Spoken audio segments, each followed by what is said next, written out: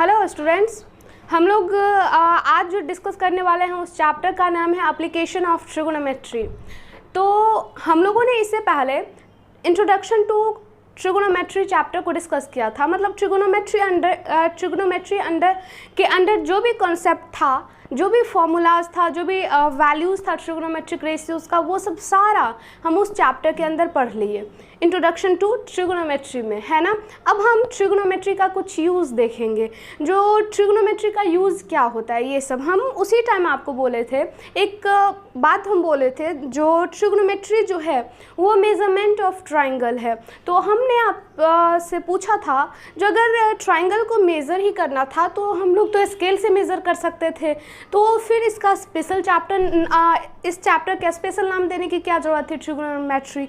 तो इसके लिए हमने आपको बताया था, जो वो छोटा छोटा ट्राइंगल को थोड़ी ना मेज़र करना है। जब बड़ा बहुत लार्जर हमारे पास ट्राइंगल आ जाए तो उस केस में हम तो स्केल से मेज़र नहीं कर सकते हैं।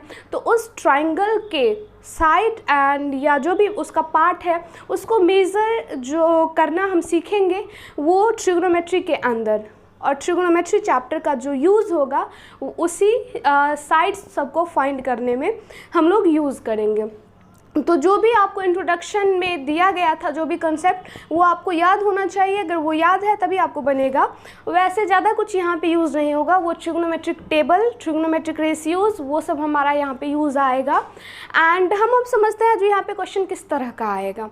तो हमारा जो ये है ट्रिगोनोमेट्री, वो हमारे डे टू डे लाइफ में किस तरह से यूज़ होगा, वही सब हम यहाँ पे देखेंगे। इसीलिए इसका नाम हो गया एप्लीकेशन ऑफ ट्रिगोनोमेट्री। मतलब यहाँ पे हम देखेंगे ट्रिगोनोमेट्री का यूज़ कैसे होगा, किस चीज़ को फाइंड करने में हम ट्रिगोनोमेट्री का यूज़ करते हैं, ये सब सारा, है ना। तो जैसे सपोज़ हमने एक एग्जाम्पल दिया आपको। जैसे मान के चलिए, सबसे पहले तो हम एग्ज़ाम्पल आपको दे चुके हैं। जैसे मान के चलिए हम एक बिल्डिंग के सामने में खड़े हैं। हम यहाँ पे एक बिल्डिंग के सामने में खड़े हैं। ये बिल्डिंग भी ग्राउंड लेवल पे है और हम भी ग्राउंड लेवल पे हैं। और मान के चलिए एक ऑब्जर्वर को, मान के चलिए ये आपको ये हम एक पॉइंट से रिप्रेजेंट किए, तो आपकी आंखें जो हैं इस बिल्डिंग के टॉप को देख रही हैं। तो ऐसे में आपके आँख और ऐसे इसके बिल्डिंग के टॉप को ज्वाइन करेंगे तो यहाँ पे कुछ राइट एंगल ट्राइंगल फॉर्म होगा। तो यहीं पे आपको किसी का भी साइड बोल देगा फाइंड करने के लिए। बोल सकता है जो या तो बिल्डिंग का हाइट फाइंड करिए, या फिर आपके और बिल्डिंग के बीच का डिस्टेंस क्या है ये फाइंड करिए। ये सब फाइंड करना हम इस चैप्टर में सीखेंगे और बहुत ही इम्पोर्टेंट है, इससे बहुत सारा क्वेश्चन आता है।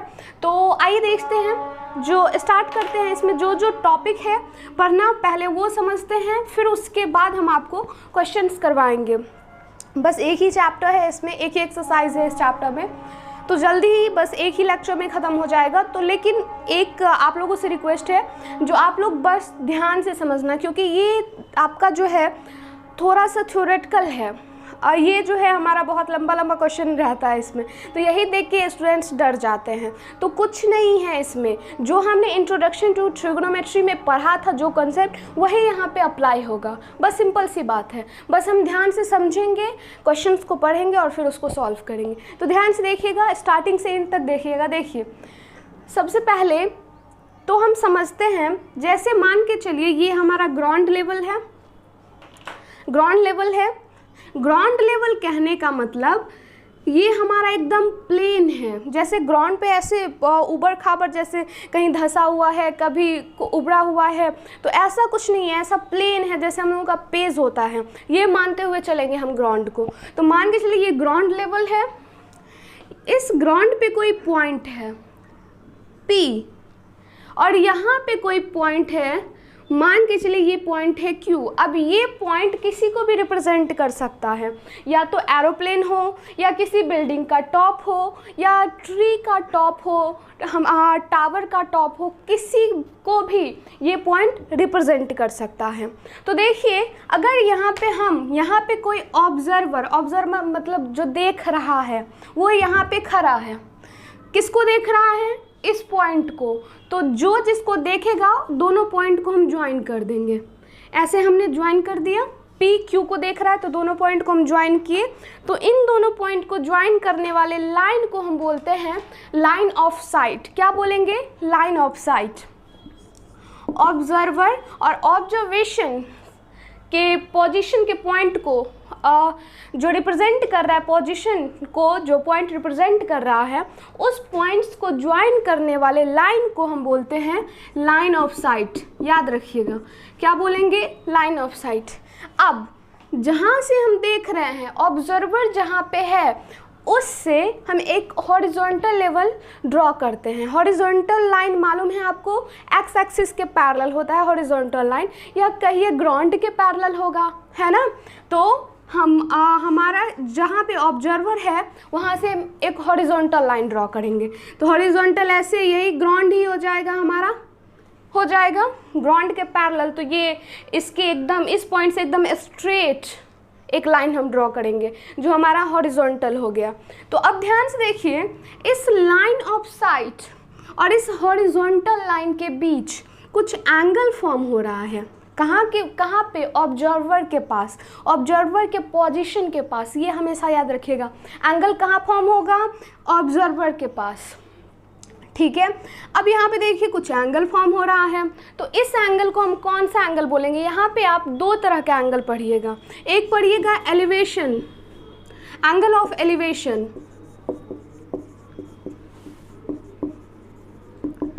एंड दूसरा पढ़िएगा एंगल ऑफ डेविएशन, नहीं डिप्रेशन। क्या पढ़ेंगे हम लोग? Angle of depression, angle of depression. दो तरह का एंगल हम लोग यहाँ पे पढ़ेंगे। अब हम आपको बताएंगे जो ये एंगल कौन सा है, एंगल ऑफ एलिवेशन है या एंगल ऑफ डिप्रेशन है, ये हम देखेंगे। तो ध्यान से देखिएगा, बहुत अच्छे से समझिएगा। ये जो ऑब्जर्वर है वो ऊपर देख रहा है। कहाँ देख रहा है? ऊपर देख रहा है।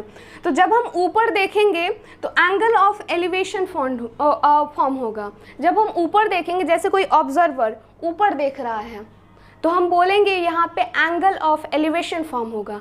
और अगर कोई ऑब्जर्वर खुद से नीचे देख रहा है, तो इसका मतलब है जो वहाँ पे ऑब्जर्वर के पास एंगल ऑफ डेविएशन फाउंड हो, sorry angle of depression found होगा। क्या होगा? Angle of depression. अब ध्यान से सुनिए, तो ये ऑब्जर्वर जो है वो कहाँ देख रहा है? ऊपर, खुद से ऊपर देख रहा है। तो इसका मतलब है ये जो एंगल होगा ये क्या होगा? Angle of elevation. क्या होगा? Angle of elevation. किसका?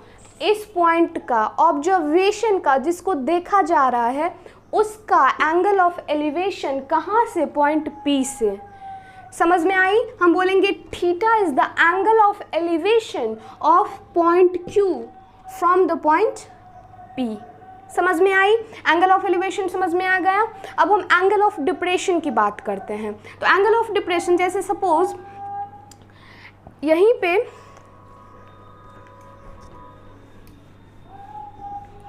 जैसे एक पॉइंट है, फिर से यहाँ पे एक ऑब्जर्वर है, मान के चलिए P, और ये हमारा ग्राउंड लेवल है, ठीक है, ये हमारा ग्राउंड लेवल है।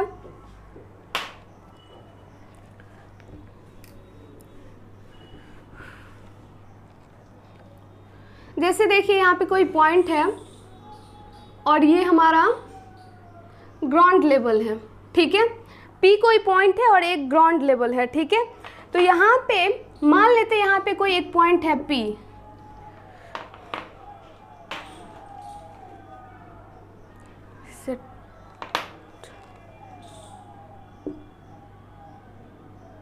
मान लेते हैं यहाँ पे कोई पॉइंट है O, ठीक है। अब ये पॉइंट जो है वो आप देखो ऑब्जर्वर के नीचे है, ऑब्जर्वर के नीचे है। तो जब ये ऑब्जर्वर यहाँ से इस पॉइंट को देखेगा, ठीक है, जब ये पॉइंट P ऑब्जर्वर को देखेगा, तो सबसे पहले तो हम एक लाइन ज्वाइन करेंगे ऑब्जर्वर और ऑब्जर्वेशन के बीच, और ये लाइन हमारा क्या होगा? Line of site. ये क्या हो जाएगा? Line of site. And observer के पास हम अब क्या करेंगे, एक हॉरिजॉन्टल लाइन ड्रॉ करेंगे। तो हॉरिजॉन्टल पता है ग्राउंड लेवल के पैरेलल होता है। तो अब हम देखेंगे जो ये लाइन ऑफ साइट और हॉरिजॉन्टल लेवल के बीच में जो एंगल फॉर्म हुआ उसी को बोलेंगे एंगल ऑफ डिप्रेशन। यहाँ पे देखिए ऑब्जर्वर नीचे देख रहा है तो इसका मतलब ये एंगल होगा एंगल ऑफ डिप्रेशन। अगर ये ऑब्जर्वर ऊपर देखता तो ये एंगल ऑफ क्या हो जाता, हमारा एलिवेशन। तो आई होप आपको एंगल ऑफ एलिवेशन और एंगल ऑफ डिप्रेशन समझने में कोई भी प्रॉब्लम नहीं होगी, है ना। तो अब हम इस पे कुछ क्वेश्चंस करेंगे। तो देखिए किस टाइप का क्वेश्चन हम लोगों को मिलेगा।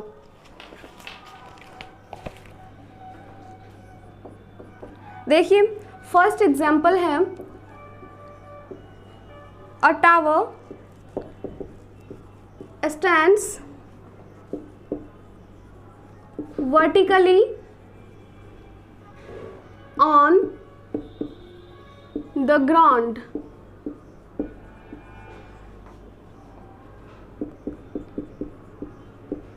from a point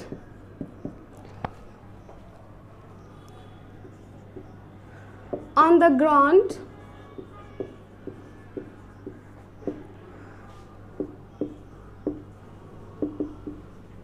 which is 15 meter away from the foot of the tower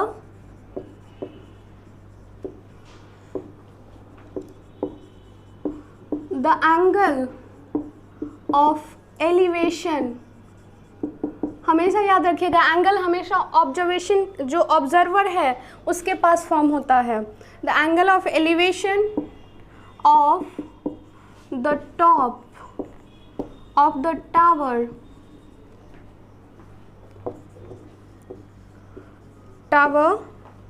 is found to be 60 degree. Find the height of the tower। देखिए सबसे पहले आप क्वेश्चंस को पहले अच्छे से पढ़िएगा। तो यहाँ पे बोला गया अ टावर, एक टावर है, stands vertically on the ground. ठीक है, ध्यान से पढ़ेंगे। From a point on the ground, ground पे एक पॉइंट है जिससे which is 15 meter away from the foot of the tower. वो पॉइंट जो है वो टावर के फुट से कितना मीटर अवे है, दूर है, 15 मीटर। The angle of elevation of the top of the tower is found to be 60 degree. बोला गया है एक टावर है, ग्राउंड पे वर्टिकली स्टैंड है और उसी ग्राउंड पे एक पॉइंट है जो पॉइंट टावर से 15 मीटर डिस्टेंस पे है। अब बोला गया है जो उस पॉइंट से उस टावर के टॉप का एंगल ऑफ एलिवेशन जो है, मतलब उस पॉइंट से जब उस टावर के टॉप को देखा गया तो एंगल ऑफ एलिवेशन 60 डिग्री मिला टॉप का। तो find the height of the tower, तो हाइट फाइंड करना है टावर का। तो देखिए बहुत ही सिंपल क्वेश्चन है, बस थ्योरी जैसा पूरा बना देता है। तो थ्योरी वाला क्वेश्चन तो और ही अच्छा होता है क्योंकि पूरा उसमें एक्सप्लेन रहता है जो भी करना होता है। तो सबसे पहला हमारा इम्पोर्टेंट है फिगर बनाना। तो फिगर हम जैसे बना लिए उसके बाद जो करना है वो तो हम जानते हैं, इंट्रोडक्शन में पढ़े ही थे वो सब। तो सबसे इम्पोर्टेंट है फिगर बनाना। तो देखिए फिगर कैसे बनाएंगे। बोला गया एक टावर है, मान के चलिए हम यहाँ पे एक टावर ले लिए ए बी किसको रिप्रेजेंट कर रहा है, टावर को, और ये ग्राउंड पे है, मान के चलिए इस ग्राउंड पे, ठीक है। और इसी ग्राउंड पे एक पॉइंट है, तो उस पॉइंट को हम मान लेते हैं P। जो पॉइंट इस टावर के फुट से कितना मीटर दूर है, 15 मीटर। देखिए बोला गया है एक टावर है जो कि ग्राउंड पे वर्टिकली स्टैंड है एंड एक पॉइंट P है ग्राउंड पे जो कि इसके फुट से 15 मीटर डिस्टेंस पे है। तो जैसे जैसे बोला गया वैसे वैसे हम ले लिए। एक टावर है, हमने मान लिया A B is a tower and point P जो है वो ग्राउंड पे रिप्रेजेंट कर रहा है जो इसके फुट से 15 मीटर डिस्टेंस पे है। बस इतना हम लिखेंगे। देखिए जो जो कर रहे हैं वो लेट कर लेंगे, क्योंकि क्वेश्चन में नहीं दिया गया जो ए बी क्या है, पी क्या है, ये सब तो हमें बताना पड़ेगा जो ए बी सब हम क्या ले रहे हैं। तो लेट करिए, let A B the tower, B A B the क्या है हमारा tower, and P is the point on the ground. ये हमने ले लिया, ठीक है। Let A B the tower and P is the point on the ground, बस हमने इतना ले लिया। देन अब क्या क्या होगा बताइए। देन पी बी बराबर क्या होगा 15 मीटर, बस इतना। और एक तो चीज़ और बोला गया, इस पॉइंट से इस टावर के टॉप का एंगल ऑफ एलिवेशन 60 डिग्री है, तो वो तो अभी हम ड्रॉ नहीं किए हैं, तो ड्रॉ करना पड़ेगा। तो इस टावर के टॉप का एंगल ऑफ एलिवेशन यहाँ से, मतलब यहाँ से देखा जा रहा है, यहाँ से बोला है तो इसका मतलब यहाँ से देखा जा रहा है। तो इस पॉइंट को और जिसको देखा जा रहा है उसको ज्वाइन करेंगे। ज्वाइन करने वाला लाइन होता है लाइन ऑफ साइट, एंड जहाँ से देखा जा रहा है वहाँ से हम एक हॉरिजॉन्टल लाइन ड्रॉ करेंगे, स्ट्रेट लाइन ड्रॉ करेंगे। और हॉरिजॉन्टल और लाइन ऑफ साइट के बीच में जो एंगल फॉर्म हुआ उसी को बोलेंगे यहाँ पे हम एंगल ऑफ एलिवेशन, क्योंकि ऊपर देख रहा है। और वैसे भी बोल ही रखा है जो एंगल ऑफ एलिवेशन फॉर्म हो रहा है कितना डिग्री, 60 डिग्री, ठीक है। तो हम यहाँ पे अब लिखेंगे देन पी बी 15 मीटर हो गया, और एंगल, इस एंगल का नाम बताइए। ए पी बी जो है वो हमारा कितना हो गया 60 डिग्री। और जब आपको बोल दे ये वर्टिकली स्टैंड है लेवल ग्राउंड पे, तो इसका मतलब है ये 90 डिग्री फॉर्म करेगा। तो आप यहाँ पे देखिए हमारा राइट एंगल ट्रायंगल फॉर्म हो रहा है। तो फाइंड करना है हाइट ऑफ द टावर। आप बताइए इस इसको पढ़ के फिगर बनाना क्या मुश्किल काम था। बोला गया एक टावर है ग्राउंड पे, उसी ग्राउंड पे एक पॉइंट है, जैसे जैसे बोला गया हमने ले लिया। ए भी एक टावर है, इसी ग्राउंड पे एक पॉइंट पी है जो कि इससे 15 मीटर डिस्टेंस पे है। इस टावर के टॉप का एंगल ऑफ एलिवेशन इस पॉइंट से 60 डिग्री है। जैसे जैसे हमने बताया है एंगल ऑफ एलिवेशन कैसा लेते हैं वैसे वैसे 60 डिग्री है। तो इस टावर के हाइट को फाइंड करिए, है ना। तो अगर आपका मन हो जो हम इसको कुछ लेट कर लें या वैसे ही सॉल्व करें, तो आप जैसे मन हो आप कर सकते हो। अगर हम मान के चलिए हमारा मन हुआ जो हम ए बी को टावर के हाइट को हम h मान लेते हैं, तो हमने यहाँ पे लिख दिया लेट ए बी बराबर क्या चीज़ h मीटर, हमने ले लिया। अब हमें h फाइंड करना है। तो आपको मालूम है जो ये राइट एंगल ट्राइंगल है और ट्राइंगल के किसी भी पार्ट को, ये राइट एंगल ट्राइंगल है, इसका मतलब है इसके पार्ट को सॉल्व करने के लिए हमें ट्रिगोनोमेट्री अप्लाई करना ही पड़ेगा, ट्रिगोनोमेट्रिक रेशियो। और हम जानते हैं जो अगर राइट एंगल ट्राइंगल का 2 पार्ट गिवन हो, 2 पार्ट कहने का मतलब या तो 2 साइड या फिर एक एंगल एक साइड, तो थर्ड वाला पार्ट हम ईजिली फाइंड कर सकते हैं। कैसे? तो आप देखो हमारे पास ये साइड गिवन है और ये गिवन है, 2 चीज़ गिवन है, थर्ड फाइंड करना है। तो ध्यान से देखिए कैसे करते हैं इस टाइप का क्वेश्चन। हाँ, जब हम इंट्रोडक्शन टू ट्रिगोनोमेट्री बता रहे थे उस टाइम भी ये एग्जांपल आया था, जो इसको फाइंड करिए। तो क्या करते थे, जो गिवन साइड है और जो अननोन साइड है उसका रेशियो हम देखते थे इस एंगल के कंपैरिजन में। आप देखिए इसके लिए ये हो जाएगा परपेंडिकुलर एंड ये क्या हो जाएगा बेस। तो परपेंडिकुलर और बेस का रेशियो, कौन से रेशियो का नाम क्या है, tan थीटा, है ना। अगर p बाई बी लेंगे तो tan थीटा, या ये बाई ये करेंगे तो cot थीटा। तो आपको जो लेना हो आप ले सकते हो। तो from triangle A B P, from right triangle दे देते हैं, ज़्यादा अच्छा रहेगा। From right triangle A B P में हम देख रहे हैं जो A B by P B unknown side और गिवन साइड का रेशियो हम देख रहे हैं किसके बराबर आ रहा है, p बाई बी किसके बराबर आता है, tan के बराबर, tan थीटा, थीटा कितना है 60 डिग्री। अब बताइए ए बी हमने क्या माना h, पी बी क्या है 15 एंड tan 60 कितना होता है √3। तो अब यहाँ से h को फ्री करिए, ये तो इक्वेशन फॉर्म हो गया ना। तो इक्वेशन तो सॉल्व करना हम लोग जानते हैं। तो ये देखिए कितना आ गया 50 15√3 मीटर। तो हम बोल देंगे hence the height of the tower is 15√3 meter. तो क्या हार्ड था क्वेश्चन को सॉल्व करना? नहीं, बस देखो क्वेश्चन ही इतना बड़ा दे देता है, इसका सोल्यूशन हार्ड नहीं है। सेकेंड क्वेश्चन हम लोग देखते हैं।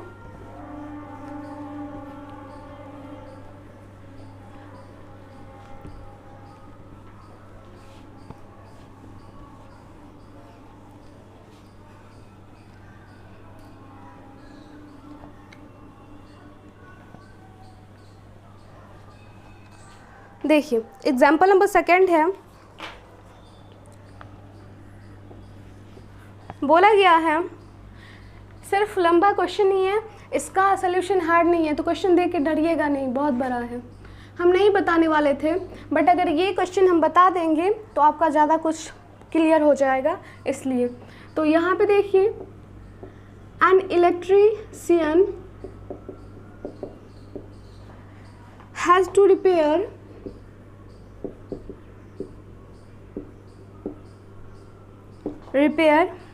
on electric fault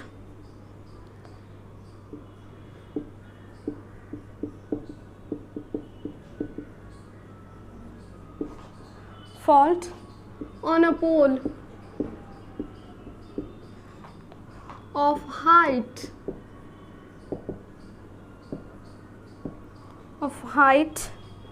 5 meter.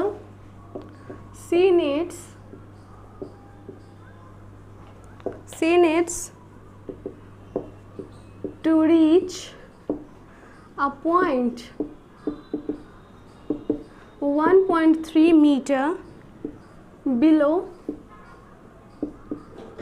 the top of the pole to undertake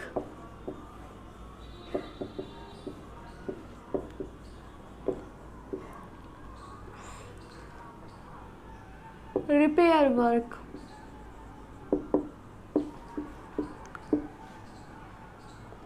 What should be the length of ladder that she should use, which when inclined at an angle of 60 degrees to the horizontal,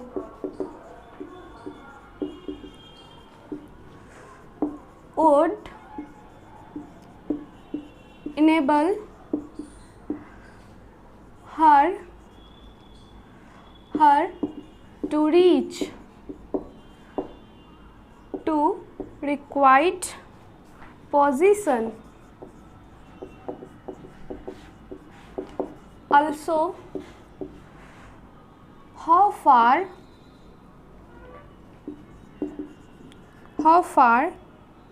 from the point, how far from the foot है, foot of the ladder of the pole should she place the foot of the ladder. देखिए बोला गया है,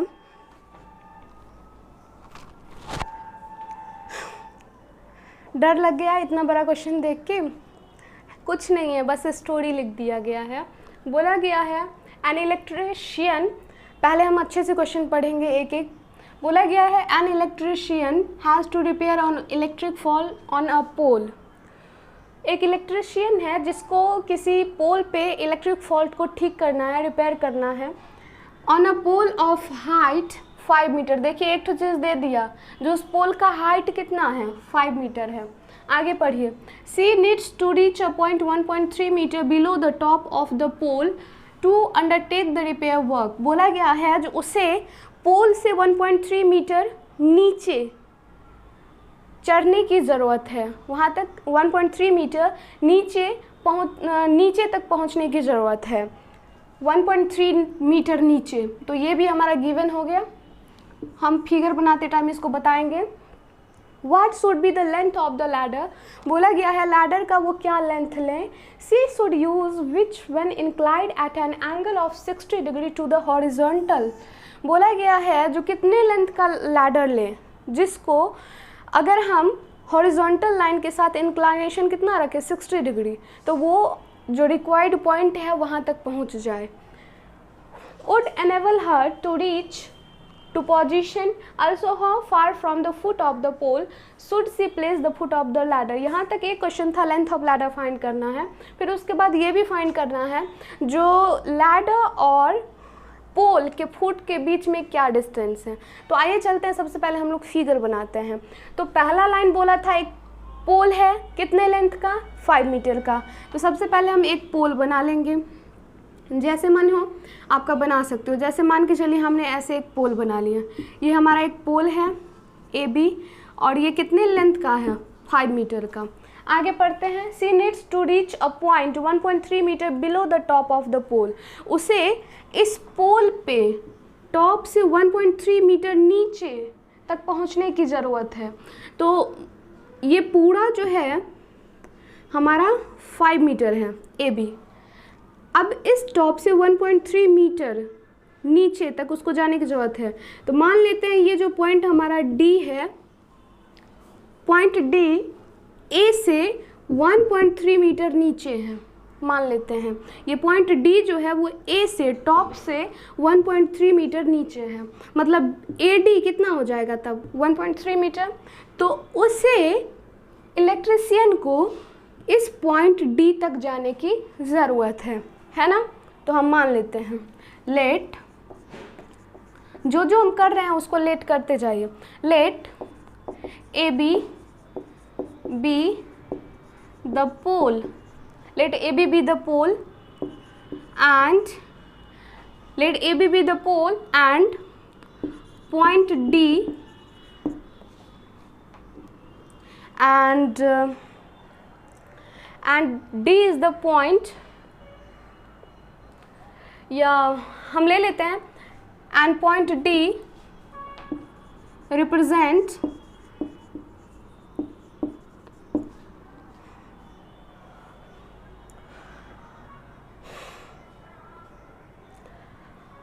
हम मान लेते हैं जो से needs to reach the point D, या क्या ले AB be the pole and point D represent the position of, या हम मान लेते हैं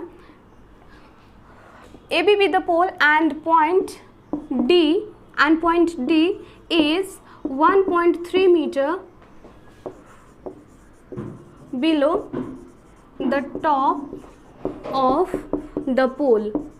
हमने मान लिया जो AB हमारा एक पोल है, let AB be the pole and point D is 1.3 metre below the top of the pole. हमने ये ले लिया, ठीक है, जहाँ तक उसको पहुँचने की ज़रूरत है। अब उसके बाद ये बताइए जो पोल होगा वो ग्राउंड पे होगा और इसी ग्राउंड पे हमारा क्या होगा लैडर होगा।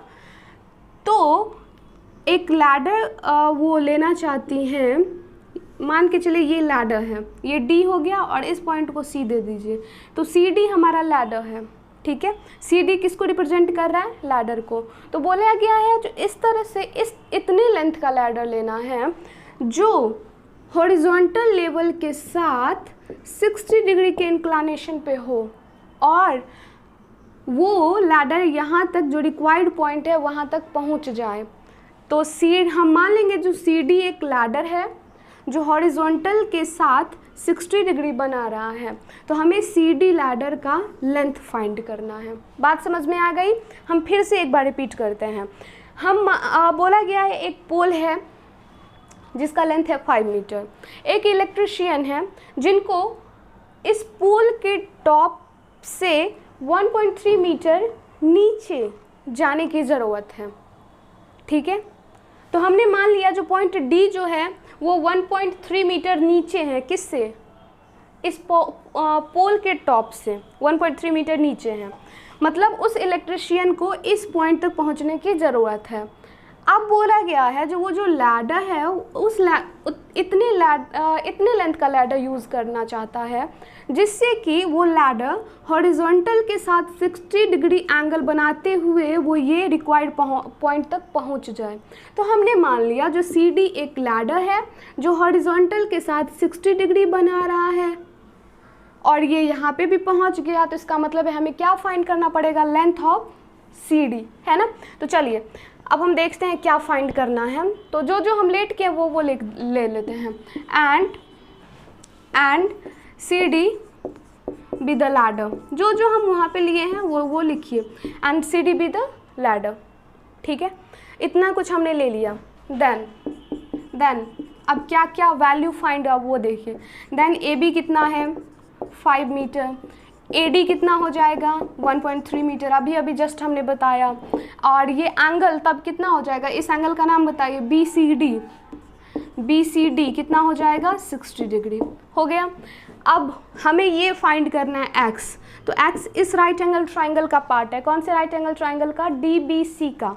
तो DBC राइट एंगल ट्राइंगल का पार्ट है, तो इसका मतलब है इस ट्राइंगल के हमें 2 पार्ट नॉन होना चाहिए, जबकि आप देख रहे हो इस ट्राइंगल में हमें ओनली एक पार्ट नॉन है, ये एंगल, इस एंगल को हम लोग नहीं लेते हैं, बस हमें वो एंगल गिवन है, तो एक साइड हमें चाहिए। अब कहाँ से फाइंड करेंगे, तो आप देखो ध्यान से, ये जो AB है वो इसके और इसके समेशन के बराबर है।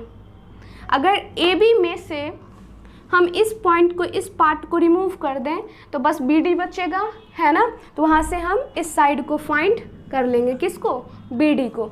तो देखिए सिंस AB बराबर है AD प्लस BD, तो हमें BD फाइंड करना है, तो BD को फ्री करेंगे, तो BD इज इक्वल टू क्या हो जाएगा, AB माइनस AD। और AB कितने लेंथ का है 5 और AD कितने लेंथ का है 1.3 मीटर, तो ये हमारा हो जाएगा कितना 3.7 मीटर। इसको सब्ट्रैक्ट करिएगा। तो अब देखिए हमारे पास BD आ गया, मतलब इस ट्राइंगल का 2 पार्ट हमें मालूम हो गया, तो अब हम इसको फाइंड कर सकते हैं x को। तो अब हम चलते हैं इस ट्राइंगल में। So from the right triangle, उस ट्राइंगल का नाम बताइए, CBD। इस ट्राइंगल में हमें x फाइंड करना है, तो आपको मालूम है जो साइड गिवन हो उसके साथ अननोन साइड का रेशियो देखते हैं, और जो एंगल गिवन है उसके कंपैरिजन में देखते हैं वो रेशियो का नाम क्या है। तो हम देख रहे हैं ये परपेंडिकुलर है और ये क्या है, हाइपोटेनस। तो परपेंडिकुलर बाय हाइपोटेनस क्या दे देता है, साइन, या फिर इसको इसके बाय इसके करना है तो वो कॉसेक हो जाएगा। तो वो आपके ऊपर डिपेंड करता है आपको जो लेना हो। तो हम बोलेंगे जो ये जो हमारा BD है, BD बाई क्या हो जाएगा, CD इज इक्वल टू क्या हो जाएगा, साइन 60, कितना हो जाएगा, साइन 60। अब देखिए BD हमें BD है 5 और CD हमें फाइंड करना है, जिसको अच्छा चलिए हमने लेट नहीं किया है यहाँ पे, तो चलते हैं CD ही दे देते हैं। तो ये साइन 60 कितना होता है, √3/2, कितना होता है, √3/2। सही जा रहे हैं ना हम लोग, गलत कर रहे हैं ना, क्योंकि BD जो है हमारा वो तो 3.7 था और हम 5 ले रहे हैं, वो 5 तो AB का है, ये कितना हो जाएगा 3.7 और ये √3/2 साइन 60 का, ठीक ही है, ये हो गया। अब इसके बाद हाँ चलिए, तो अब देखिए ध्यान से, अब हम किसको फाइंड कर लेंगे, CD को। तो इक्वेशन की तरह है ही, 3.7 is equal to √3/2 into CD। तो ये CD को फ्री करेंगे तो ये 3.7 इंटू 2 बाई कितना हो जाएगा, √3, है ना, ये कितना हो जाएगा √3 हमारा answer, C D is equal to क्या हो जाएगा, 3.7 इंटू 2/√3। हाँ, इसको आप ये भी कर सकते हो, जो यहाँ पे रेशनलाइज कर देना। तो रेशनलाइजेशन क्या होता है, अगर √3 यहाँ पे डिनोमिनेटर में इर्रेशनल नंबर है तो इसका रेशनलाइजिंग फैक्टर से हम ऊपर नीचे मल्टीप्लाई करते हैं और फिर आंसर देते हैं। अगर आपके पास √3 का वैल्यू गिवन हो क्वेश्चन में तो आप यहाँ पे लिख देना और सॉल्व कर देना, आपका आ जाएगा लेंथ ऑफ लैडर। ठीक है, अब उसके बाद हमें क्या फाइंड करना था, लैडर और इसके पोल के फुट का बीच का डिस्टेंस। तो बीच का डिस्टेंस मतलब BC फाइंड करना है। ये सब आपको समझना पड़ेगा जो फाइंड एक्चुअल में क्या करना है। तो BC फाइंड करना है। BC कैसे फाइंड करेंगे, तो BC is the part of triangle DBC, वो भी इसी ट्राइंगल का पार्ट है। तो इस ट्राइंगल में हम देख रहे हैं जो हमारा एक साइड गिवन है, ये 5 है और ये है हमारा 3.7 है ना, 3.7। तो ये हमारा गिवन है और ये साइड फाइंड करना है। तो चलो अप्लाई कर देते हैं। ये अप्लाई मत करिएगा, देख रहे हो रूट में, और रूट वाला क्वेश्चन सबको बेकार लगता है, तो आप यही करिएगा। ये लीजिएगा नॉन, एंड जो अननोन है उसका रेशियो अब करिए। तो ये परपेंडिकुलर, ये बेस, परपेंडिकुलर ये बेस, तो परपेंडिकुलर और बेस DB/BC क्या दे देगा हम लोगों को, tan 60। तो DB कितना, 3.7, BC फाइंड करना है और tan 60 कितना होता है, √3। तो अब इसको BC को फ्री करिएगा, ये BC इधर आ जाएगा और ये डिवाइड में चला जाएगा। तो मतलब BC इज इक्वल टू कितना आ जाएगा, 3.7/√3। इस तरह से, तो इस तरह से हम क्वेश्चंस को सॉल्व करते हैं। देखिए जितना ज़्यादा हार्ड था, इतना बड़ा क्वेश्चन था, उतना ज़्यादा इसका सल्यूशन नहीं था, बस हम फिगर बनाए। इसमें एक्चुअली यही करना रहता है, जो आपको क्वेश्चन बोला जा रहा है उसके अकॉर्डिंग आपको फिगर बनाइए और फिर आप किसको क्या नाम दिए हैं वो सब सारा आप इसमें लिखिए, तो वो ज़्यादा आपके लिए वो अच्छा रहेगा। एंड फिर उसके बाद सॉल्यूशन तो हम लोग करना जानते ही हैं, क्योंकि इंट्रोडक्शन टू ट्रिगोनोमेट्री में बहुत अच्छे से ये सब हम किए थे। अब नेक्स्ट एग्जाम्पल हम देखते हैं। इसमें ज़्यादा तो लिखने में ही टाइम लग जाता है ना, है कुछ नहीं। बोला गया है an observer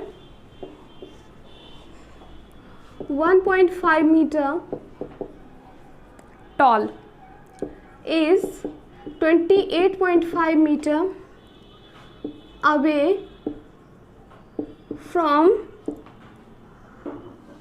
chimney.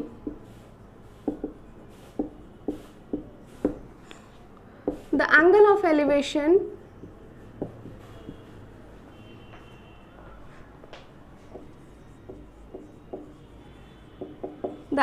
elevation of the top of the chimney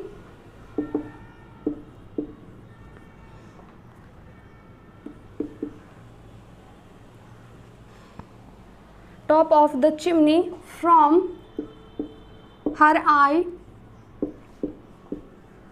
is 45 degree. What is the height of the chimney?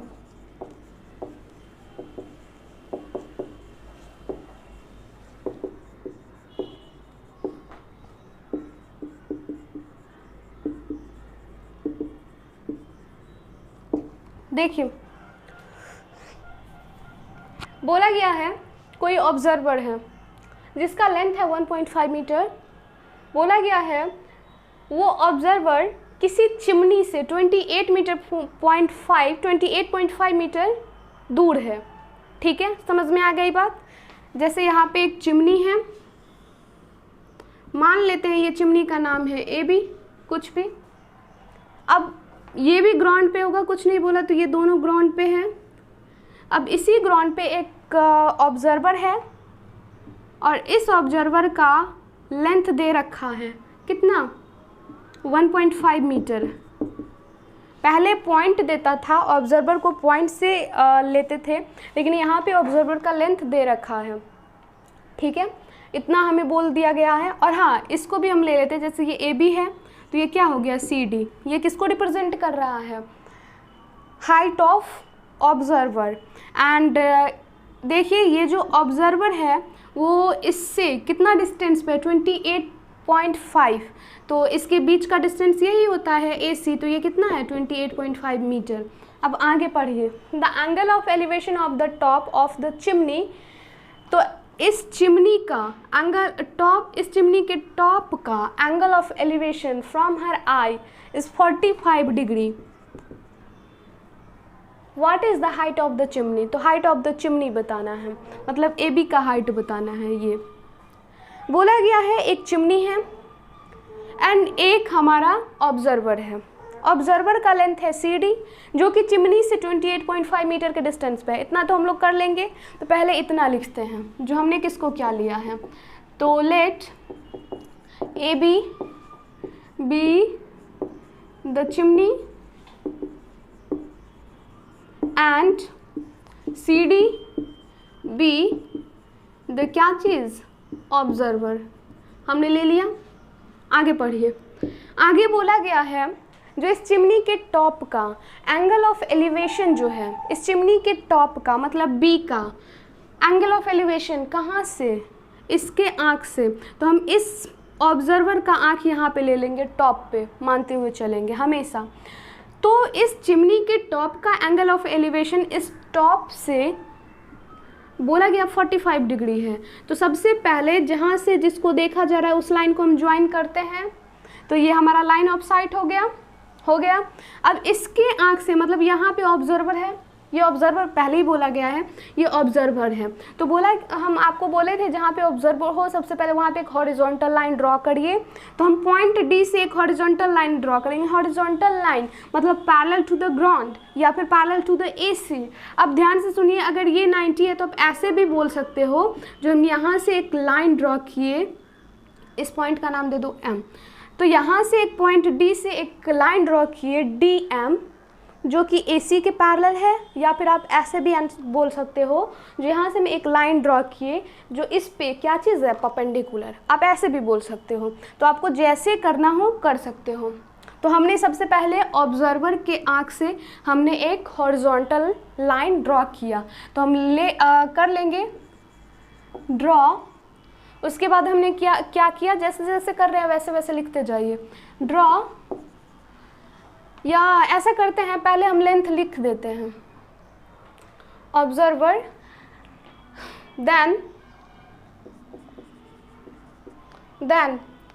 CD बराबर कितना 1.5 मीटर एंड AC बराबर हो जाएगा 28.5 मीटर। इतना लिखने के बाद फिर से हम ड्रॉ किए, क्या ड्रॉ किए बताइए, या तो आप बोलो DM is perpendicular to AB या DM is parallel to CA, कुछ भी बोल सकते हो। वैसे भी आप सोचो, जो ये अगर इन दोनों के पैरेलल है तो ये 90, तो ये भी कितना होगा 90, या फिर यूँ कहिए जो अगर हम इस पे परपेंडिकुलर ड्रॉ किए तो ये भी 90 और ये भी 90, तो दो कंसेक्यूटिव एंगल का समेशन 180, तो वो दोनों लाइन क्या होता है, पैरेलल। तो दोनों एक ही बात हुई, आपको जो मन करे आप कर सकते हो। तो draw DM perpendicular to AB, हमने DM जो है वो AB पे परपेंडिकुलर ड्रॉ कर दिया। देन अब ध्यान से सुनिए बात, ये तो लिखने की काम था, तो हम वन बाय वन लिखते जा रहे हैं, ताकि जैसे जैसे हम कर रहे हैं वैसे वैसे लिख रहे हैं तो आपको समझ में आए। ऐसा भी हम कर सकते थे, पहले इसको समझाते फिगर को, फिर उसको लिखते, तो उस टाइम आपको थोड़ा सा प्रॉब्लम हो जाती, भले वो समझ में आ जाए बट इसको लिखने में आपको प्रॉब्लम होता। तो जितना ही समझना ज़रूरी है उतना ही लिखना भी ज़रूरी है, तो इसीलिए हम ऐसा कर रहे हैं। तो अब ध्यान से सुनिए, फिर से एक बार रिपीट करते हैं। बोला गया है एक चिमनी है, एक हमारा ऑब्जर्वर है, ऑब्जर्वर का लेंथ है 1.5 मीटर एंड वो चिमनी से 28.5 मीटर के डिस्टेंस पे है। अब बोला गया है जो इस चिमनी के टॉप का angle of elevation from the I of observer, इस ऑब्जर्वर के आँख से इसका जो एंगल ऑफ एलिवेशन है वो 45 डिग्री। तो एंगल ऑफ एलिवेशन का किसके बीच में फाइंड होता है, लाइन ऑफ साइट और हॉरिजॉन्टल लेवल। तो सबसे पहले हमें हॉरिजॉन्टल लेवल ड्रॉ करना पड़ेगा, तो हमने एक हॉरिजॉन्टल लेवल ड्रॉ कर दिया DM। हॉरिजॉन्टल लेवल मतलब वो ग्राउंड के पैरेलल है, समझ में आई, या एक्स एक्सिस के पैरेलल है, तो हम यहाँ पे ग्राउंड के पैरेलल बोलेंगे। तो ग्राउंड तो AC रिप्रेजेंट कर रहा है इसलिए हम बोलेंगे AC के पैरेलल, या फिर ये BD जो है इस पे परपेंडिकुलर है, तो आप ऐसे भी बोल सकते हो। तो ये हमारा हॉरिजॉन्टल लेवल हो गया और ये हमारा हो गया लाइन ऑफ साइट। तो हमें मालूम है जो हॉरिजॉन्टल और लाइन ऑफ साइट के एंगल के बीच में जो एंगल बनता है उसी को बोलते हैं हम एंगल ऑफ एलिवेशन। तो यहाँ 45 डिग्री है, तो ये कितना डिग्री हो जाएगा 45 डिग्री। सो देन बताइए देन क्या सब होगा, बताओ उस एंगल का नाम बताइए। MDB या BDM लिखिए, ज़्यादा अच्छा है। BDM कितना हो जाएगा 45 डिग्री। 45 डिग्री हो गया। अब एक तो चीज़ और बताइए, ये इसके पैरेलल और ये इसके पैरेलल, मतलब ये पैरेललोग्राम, या ये कहिए ये 90 ये 90 ये 90 भी होगा, क्योंकि ये यहाँ भी ये वर्टिकली स्टैंड है, तीनों 90 ये भी 90, मतलब दिस इज अ रेक्टेंगल, ये रेक्टेंगल है। और रेक्टेंगल का हम जानते हैं अपोजिट साइड क्या होता है, इक्वल, तो उतना लिखने की जरूरत नहीं है। आप सिंपली बोल दोगे CD जो होगा वो किसके बराबर होगा, AM के बराबर, और ये जो होगा वो इसके बराबर होगा, है कि नहीं। तो हम लिखते हैं BDM 45 डिग्री, AM जो है वो किसके बराबर हो जाएगा CD, और CD का वैल्यू क्या दे रखा है 1.5 मीटर। फिर देखिए यहाँ पे DM किसके बराबर हो जाएगा, DM CA के बराबर, एंड CA कितना दिया है 28.5 मीटर, इतना हमने ले लिया। अब ये तो था क्वेश्चन के अकॉर्डिंग जो भी। अब हमें जो फाइंड करना है उस पे चलते हैं। हमें हाइट फाइंड करना है, ये AB। तो आप बताओ क्या AB डायरेक्टली किसी राइट एंगल ट्रायंगल का पार्ट है, नहीं, वो हम देख रहे हैं किसी राइट एंगल ट्रायंगल का पार्ट नहीं है। तो अब AB को कैसे फाइंड किया जाए, राइट एंगल ट्रायंगल का पार्ट रहता है तब ना हम सोचते हैं, ये तो राइट एंगल ट्रायंगल का पार्ट नहीं है, तो हम कैसे सोचेंगे। तो आप देखो जो AB जो है वो इसका और इसका समेशन के बराबर है। अगर हम ये और ये दोनों टुकड़ा फाइंड कर लें और दोनों को जोड़ दें तो हमारा AB के बराबर आ जाएगा। तो इसका मतलब है AB को फाइंड करने के लिए हमें इन दोनों को फाइंड करना पड़ेगा। हमारा टारगेट आ गया, किसको फाइंड करना है, BM को और AM को। तो चलते हैं, AM तो हमारा है ही यहाँ पे, बस ओनली क्या फाइंड करना है, BM को। करते हैं BM 28.5 मीटर। ये देखिए BM जो है वो किस राइट एंगल ट्रायंगल में है, BMD में, BMD में। अब देखिए इस ट्रायंगल में हमें दो पार्ट मालूम है, तो हम कोई भी साइड इजीली फाइंड कर सकते हैं ना। तो हमें ये फाइंड करना है BM, ये वाला। तो ये देखिए ये जो साइड है इस एंगल के लिए क्या होगा, परपेंडिकुलर, और ये क्या हो जाएगा, बेस। ये हाइपोटेनस, ये परपेंडिकुलर, ये बेस। तो perpendicular by base from the triangle BMD, BM by DM क्या दे देगा, tan 45, वो आपको समझना पड़ेगा। अब BM by DM perpendicular by base किए हैं, तो BM कितना है फाइंड करना है, DM कितना है 28.5 एंड ये tan 45 1, तो BM हमारा हो गया, इसको क्रॉस मल्टीप्लाई करिएगा तो 28.5 आ गया। नाउ हम किसको फाइंड कर लेंगे, AB को। तो AB जो है वो किसके बराबर है, BM प्लस AM के बराबर। तो BM हमारा 28.5 और प्लस AM जो है वो 1.5 मीटर है कि नहीं। तो आप जोड़ोगे तो ये 30 मीटर आ जाएगा, मतलब hence the height of the chimney is 30 meter. समझ में आई। वैसे आज किए तो 3 ही क्वेश्चन, लेकिन आज जैसा कि आप जानते हैं थोड़ा सा लंबा क्वेश्चन है, मतलब क्वेश्चन को लिखने में ज़्यादा टाइम जाता है। फिर भी हम धीरे धीरे से आपको समझा रहे हैं क्योंकि आपको अच्छे से समझ में आए। और एग्जाम्पल है जिसको हम लोग नेक्स्ट वीडियो में करेंगे। तो मिलते हैं हम लोग नेक्स्ट वीडियो में, तब तक आपको इससे जो क्वेश्चन बने उसको बनाइएगा।